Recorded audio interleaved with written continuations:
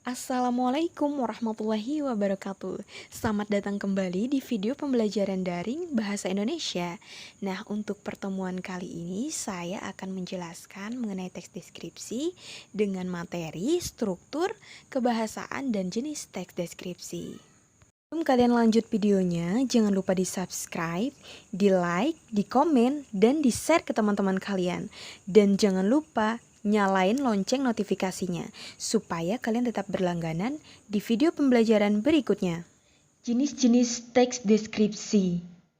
Berdasarkan objeknya, teks deskripsi dibedakan menjadi 4.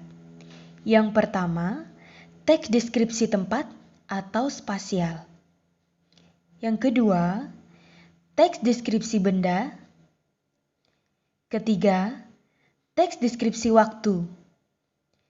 Dan yang keempat, teks deskripsi orang. Perhatikan kedua teks berikut. Untuk teks yang pertama, membahas mengenai pemeran Dewi Sinta. Sedangkan untuk teks yang kedua, membahas mengenai tas sekolah. Untuk teks yang pertama, menceritakan orang, yaitu pemeran Dewi Sinta. Sedangkan untuk teks yang kedua, melukiskan benda yang dilihat oleh penulis. Jadi, untuk teks yang pertama termasuk ke dalam jenis teks deskripsi orang. Sedangkan untuk teks yang kedua termasuk ke dalam jenis teks deskripsi benda. Mari kita analisis lagi contoh teks deskripsi berikut. Awalnya, kondisi kamar mandi di SMP Nusantara itu memprihatinkan. Selain kotor, di sekitar kamar mandi banyak sampah dan bau. Setelah direnovasi oleh pihak sekolah, kini kamar mandi di SMP Nusantara menjadi bersih dan rapi. Dari contoh teks tersebut, dapat kita simpulkan bahwa teks tersebut termasuk ke dalam jenis teks deskripsi tempat, karena melukiskan ruang atau tempat, yaitu kamar mandi di SMP Nusantara. Bagaimana anak-anak? Sudah paham kan mengenai jenis teks deskripsi?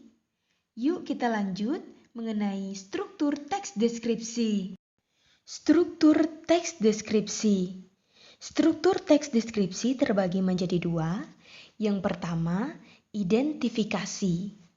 Yang kedua, deskripsi. Identifikasi berisi pernyataan yang menggambarkan objek yang akan dideskripsikan. Biasanya terletak pada paragraf pertama. Sedangkan bagian deskripsi merupakan bagian yang menjelaskan pengelompokan objek yang dideskripsikan. Pengelompokan dipaparkan dengan terperinci, disertai gambaran yang jelas. Biasanya terletak pada paragraf setelah identifikasi.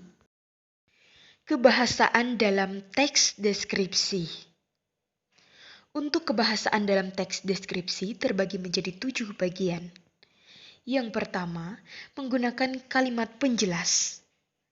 Yang kedua, menggunakan kalimat cerapan panca indera.